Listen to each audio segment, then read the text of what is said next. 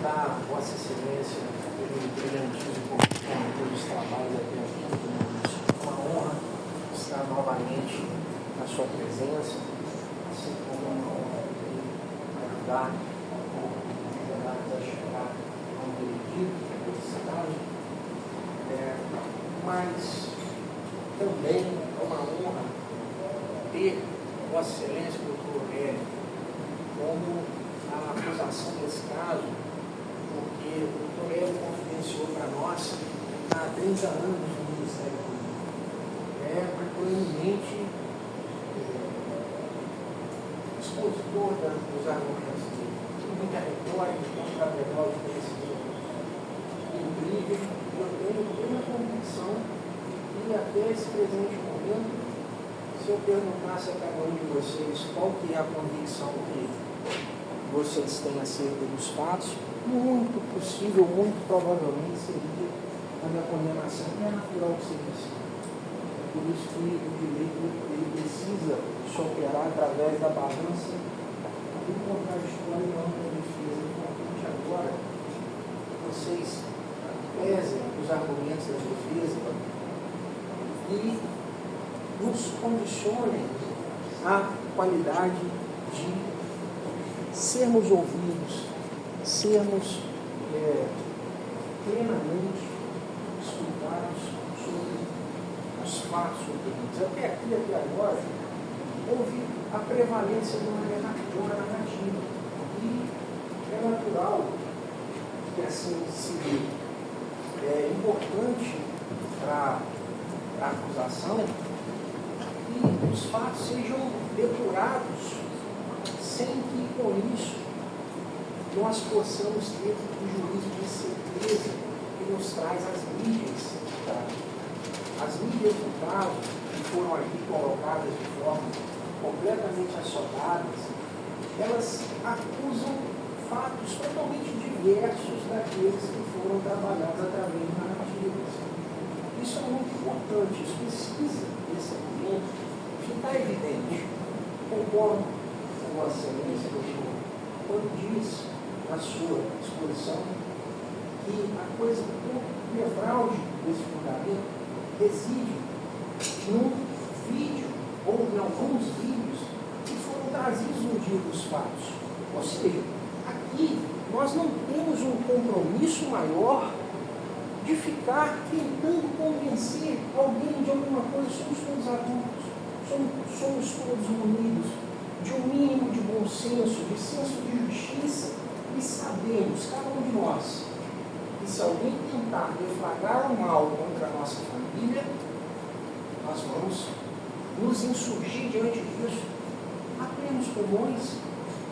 A ferro e fogo é natural, E sobre isso, os vídeos do caso demonstram claramente o que se deu naquele dia, como o doutor trabalhou, um dia de domingo, um dia em que a família de Nilcélio iria para um culto evangélico. Ele estava, no dia dos fatos, com o filho menor, um filho deficiente, e com a esposa. Ou seja, nós estamos trabalhando com a ideia de que uma família entra em um carro, isso está tudo documentado em vídeo, como Vossa Excelência verão, uma família que se coloca dentro de um carro, dirige até um culto evangélico e se depara, de repente, com uma enxada colocada no meio da via pública. A assistência de acusação quis levar a efeito o fato de que só isso, a transposição de uma ferramenta na via pública, não seria suficiente para as agressões que partiram dali. Obviamente que não.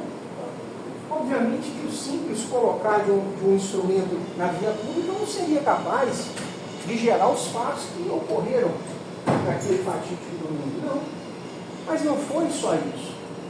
O senhor Paulo Barbosa, que aqui até então é retratado como uma figura maravilhosa, sem nenhuma mácula, sem nenhum tipo de defeito, problema, dificuldade. Não, uma pessoa incrível, sem defeito.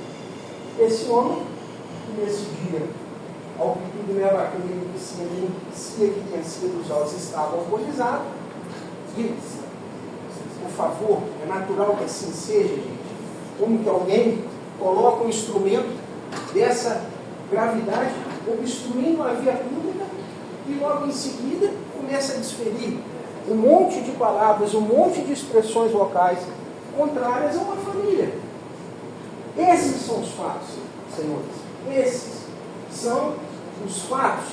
Isso está documentado. Isso não é o achômetro da defesa.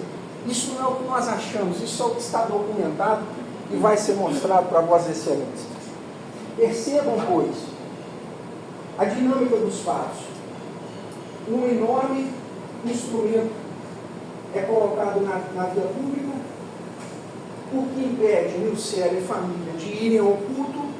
Nilcélio questiona a situação, são vizinhos, são conhecidos, são pessoas aqui e ali até próximas, eu diria, conhecidas de longa data.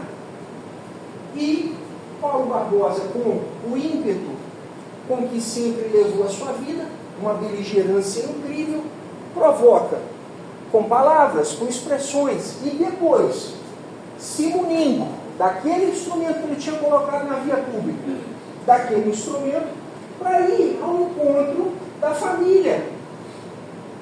Senhores, esses são os fatos. O que mais vier aqui de comentários, de insinuações, de ilações, etc., são narrativas. Os fatos estão documentados em mídia. Em mídia.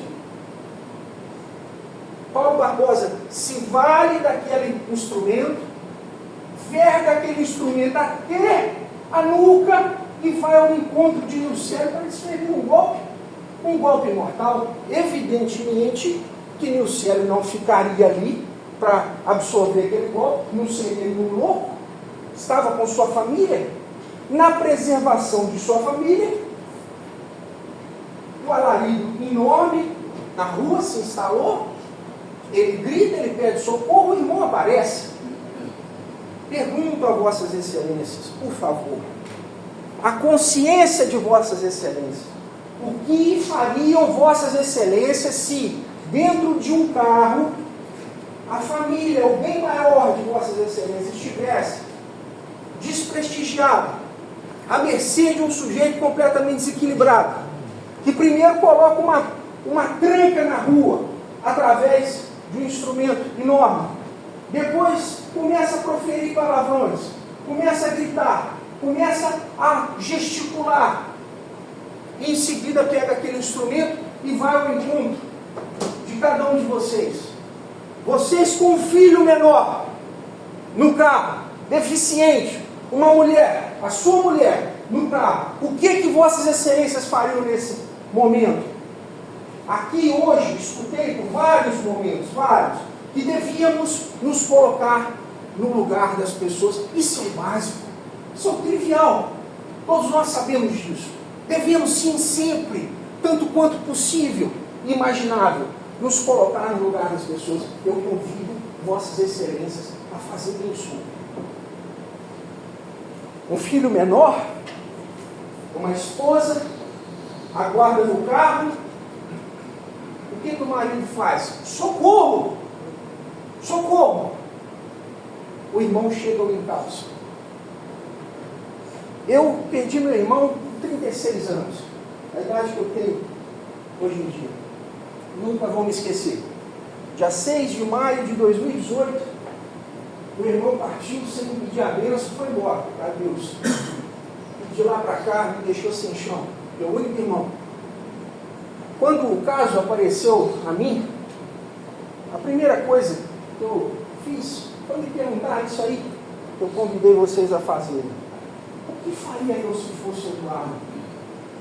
Se fosse o meu irmão ali? Como eu reagiria? Será? Será, pessoal?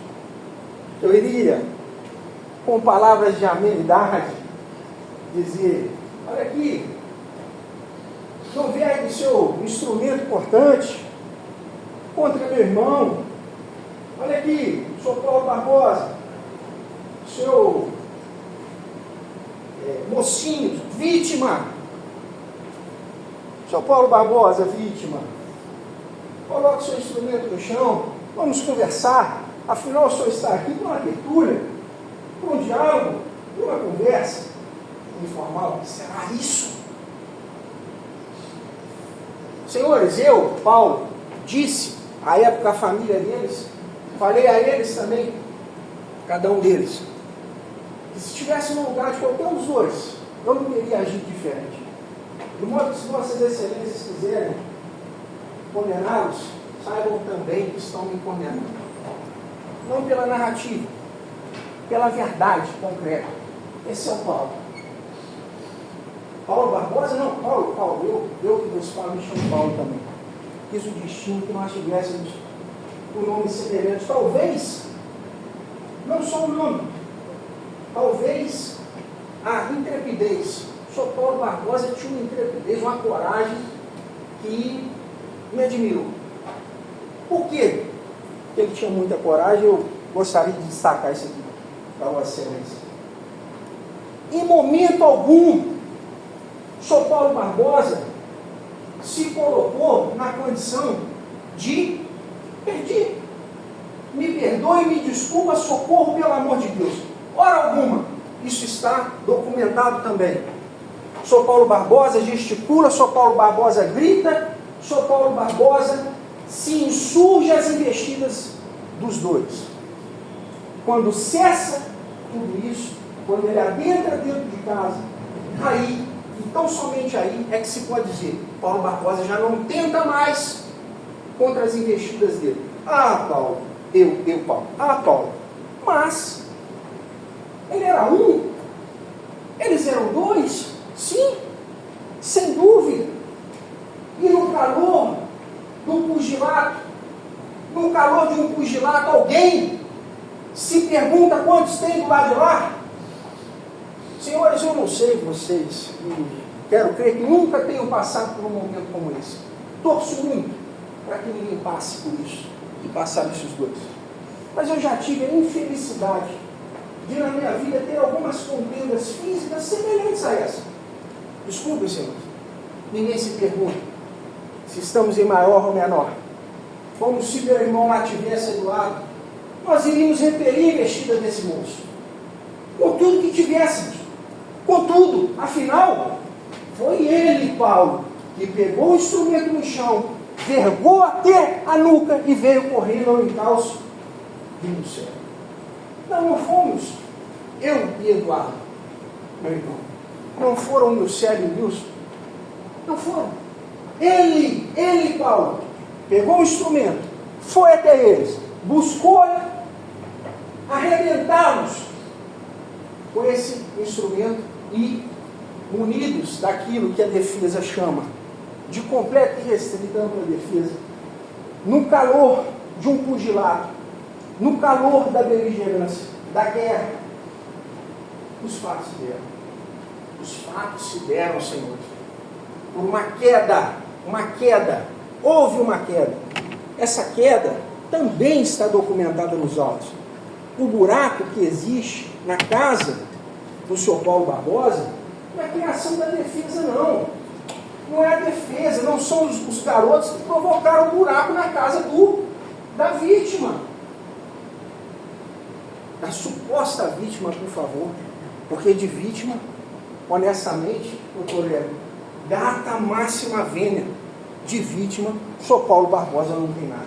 Senhores, se eu agora, nesse presente momento, pedir para colocar o dedo numa tomada aqui, pedir para colocar o dedo na tomada, eu vou receber um choque? Eu acredito que sim. A eletricidade vai aqui nesse rincão, esse ilustre rincão, a comarca de Pombos, maravilhosa comarca de Pombos, com que comentava com o doutor Hélio, tenho enorme saudade por ter passado aqui a minha infância, em alguns momentos, entregando fubá. Minha família era proprietária de um pequeno negócio de fubá. Talvez vocês vão se lembrar, fubá docilar chamado.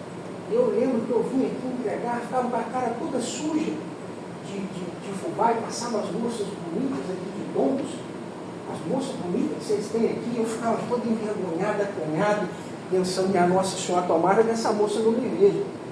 E o tempo passou, hoje eu estou em uma profissão diferente, de igual envergadura, sinto tão feliz de poder pedir a vocês que façam justiça a esse caso. Feliz porque acredito na inocência deles. Acredito mesmo, mas com muita responsabilidade.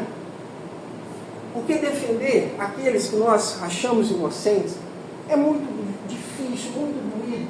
Se aqui ou ali eu não tiver a proficiência do doutor Hélio, me perdoem este que vos falo. Eu não tenho essa capacidade retórica. Definitivamente. Há disparidade de armas aqui em todos os sentidos. Todos, desde o primeiro momento. Em quantidade, em proficiência, em conhecimento. Doutor Hélio, aqui, a única coisa que fica ao nosso lado é a justiça. Nada além. Nós somos menores, nós somos muito piores do que a acusação, em todos os sentidos. Data máxima vênia, sempre Vossa Excelência, com a humildade que lhe o torna um grande homem que é, não vai reconhecer isso. Eu reconheço, é suficiente. Peço a Vossas Excelências, não se curvem a isso. Vejam os fatos como se deram. Somente só. Não a narrativa do qual não se encantem. Doutor Hélio, essa incrível figura, inteligentíssimo, 30 anos de Ministério Público, confidenciou para mim aí há pouco. Eu só atuo nos processos de tribunal do júri, que são aqueles mais difíceis, os mais desafiadores. Me disse isso. E por quê? Porque ele está aqui hoje. Veio lá de Teoflotone. Sabe por quê, pessoal? É difícil. O caso é difícil. Não se seduzam pelo discurso da acusação. O caso é difícil porque eles são inocentes. E o fato, reclamando a inocência, ele é difícil de reconhecer quando encontra o brilhantismo desses dois senhores, a grande eloquência daquele senhor. E é verdade, um dia ele chegar a esse conhecimento vasto de Vossa Excelência. Certo é que os fatos são um só. Se responderem Vossas Excelências à própria consciência de que num cenário de agressão injusta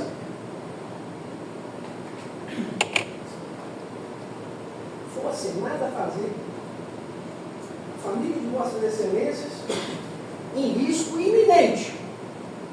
O doutor falou em risco iminente. Insisto nas mídias, sem me perder no pedantismo da retórica, no cientificismo da palavra. Iminente, imediato, 2 minutos, Excelência, num pugilato. 2 minutos, Excelência, num pugilato. Isso não é iminência. Eu desejaria entender, ao conceito de Vossa Excelência, o que seria iminência. Ora, um instrumento daquela gravidade é vergado até o final. Eu corro para atingir a vítima.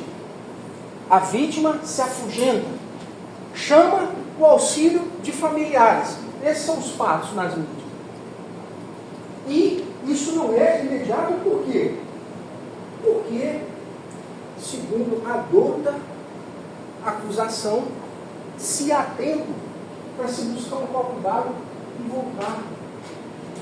É evidente, Excelência, é evidente que há tempo para se buscar água e voltar. Como existiu tempo para o Newton descer da casa dele e ir ao auxílio, ao socorro do próprio irmão. O Newton não estava no carro. No carro estava a esposa, o filho. Os 2 minutos, Excelência, por favor, são tempo suficiente para que o Newton, irmão do Nilcélio, descesse da própria residência e fosse ao encalço do irmão ajudá-lo. Como disse a Vossas Excelências, eu faria. Acho que ninguém aqui faria diferente. Será? O irmão de vocês pedindo socorro. Socorro, pelo amor de Deus! pessoa com instrumento cortante vindo ao meu encalço, o encalço da minha família, você não falhou nada. Sobre isso, está lá em Mateus 7, com a medida que julgares, vós sereis julgados. Quem disse isso? Paulo? Não. Cristo disse isso. Vocês têm que pesar agora no seguinte sentido: ainda que eu diga que eu não agiria desse modo, é o caso das senhoras, até por uma questão de compreensão física, biologia, etc., supondo que vocês não fossem agir desse modo, o que eu particularmente acho que não. No calor do momento, um filho de 5 anos, uma enxada. Mas enfim, ainda que digam que não, é certo, porém, que culpabilizá-los por uma atitude enérgica diante disso não é o melhor caminho. Por quê? Porque todos nós, senhores, todos nós, não estamos isentos do julgamento de Deus. Deus um dia há de julgar todos os nossos atos. Certo, errado, bem ou mal, todos nós não escapamos do látigo inexorável da justiça divina. Ninguém escapa. A minha consciência sempre há de ser que, na dúvida entre um comportamento tal ou qual, eu hei de prestigiar sempre o estado de liberdade. Sempre. E, de novo, cada um de nós somos diferentes. Um agiria de tal modo, outro daquele modo. Ninguém vai fazer exatamente a mesma coisa. Mas o certo, e está documentado assim, é que as investidas vieram do senhor Paulo Barbosa, e não o contrário. Nunca o contrário, doutor Hélio. Por favor, por favor. Isso está documentado e fico, sinceramente, tocado, entristecido com os excertos que foram apresentados. Porque todos os excertos que foram apresentados nos vídeos aqui, eles são para esse momento posterior. O momento do revide, o momento do contra-ataque, o momento do... Nós vamos nos segurar aqui, meu irmão. Nós estamos sofrendo investida, é de enxada. Não é cabo de vassoura, não. Uma enxada que pega na cabeça de alguém, eu não conheço o sujeito que tomou uma enxadada na cabeça, doutora Camila, e viveu para contar essa história para a gente. Então, se por um lado, o ímpeto, assistente de acusação diz que quem joga um tijolo, joga com a intenção de matar, o que faz, excelência? Alguém que pega um instrumento como uma enxada e corre para ir para cima de um outro sujeito. Ele quer o diálogo? Ele quer uma aventura de amigos? Vamos conversar. Meu Deus, os fatos são esses. E eu preciso, reclamo a vossas excelências. E não se percam na retórica da acusação. A acusação, como eu disse, é proficiente, é encantadora, mas ela não modifica os fatos. Os fatos são esses. Disseram aqui que são 2 pessoas de altíssimo grau de periculosidade, pessoas difíceis, são filhos da terra. Por favor, vem cá. Sou um deles. Olha sua mão aqui. Eu contei que eu trabalhei com fubá, fui servente pedreiro, como sou ser servente pedreiro na vida da minha família. Mas a minha mão, coitadinha da minha mão, parece até uma... Passa a mão para você ver. Parece que não tem calo. Olha a sua, cara. São trabalhadores, gente. Filho da terra. Trabalha aqui, nasceu, viveu a vida toda aqui. Tem filho, tem pai, tem mãe. Tem o trabalho dele. Se não tem, pode sentar no mundo. Se não tem, o sucesso profissional do Sr. Paulo Barbosa, isso não tem o condão de diminuí-lo, não. Por favor, senhores. Aqui eu vi, lendo-se, que a situação gerou um clamor social, que muito se falou acerca disso e daquilo. Nós estamos a julgar manchetes? Porque se sim, eu vou dizer a vocês, certamente os dois estão numa situação terrível. Agora, penso, sinceramente, que no tempo daquele que tudo fez, que tudo suportou e morreu por nós, se tivesse lá, naquele momento, lá na Roma Antiga, se tivesse um instrumento como hoje se tem, de mídia, para se dizer alguma coisa, para se acabar com a reputação de alguém, um jornal, físico ou digital, vamos imaginar só por um esforço cognitivo. Será que tudo isso ia ser retratado como? Não estou querendo comparar não, por favor. Só estou dizendo, será que nós vamos nos basear em narrativas de mídias, de jornais, de telejornais, o que quer que seja, para julgar esse caso? É o clamor público que vai aqui colocar um peso sobre o que aconteceu? Não há de ser. Porque quando vossas excelências deitarem nos travesseiros de vossas excelências e pensarem acerca dos fatos, não há de ser esses instrumentos que vossas excelências bem sabem. Hoje em dia se discute muito, fake news, só se fala nisso. Só se fala nisso. Não há de ser um instrumento jornalístico que vai dormir, bem ou mal, com essa ou aquela decisão que foi tomada aqui hoje. Apenas e tão somente a consciência de vossas excelências pode ser o timoeiro da decisão de vossas excelências. Não se prestem ao desserviço de imaginar que esses instrumentos de convicção popular são válidos para nós.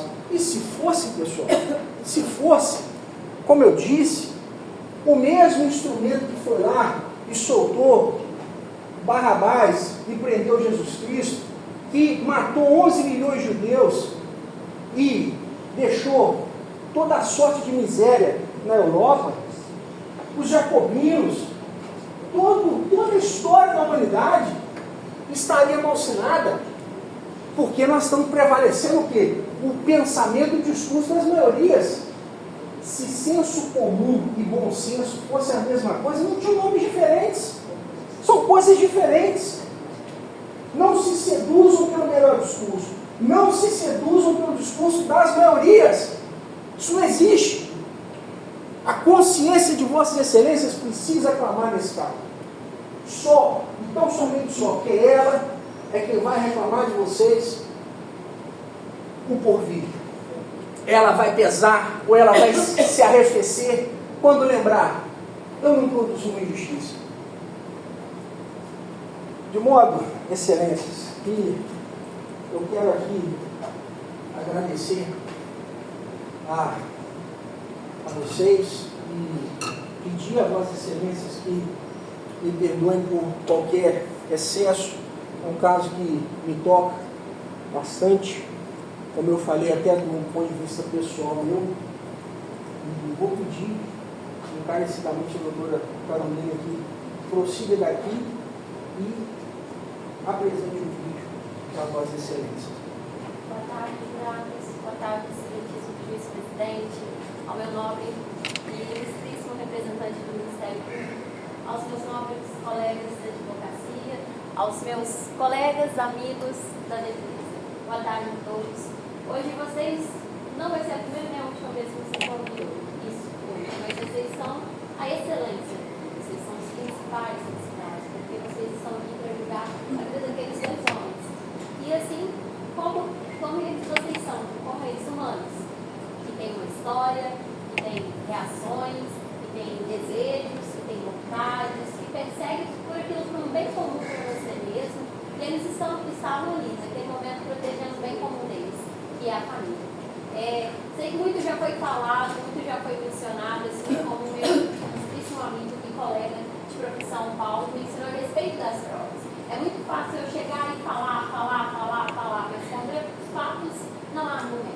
Então eu gostaria de mostrar para vocês, graças agora, nessa tarde, momentos antes.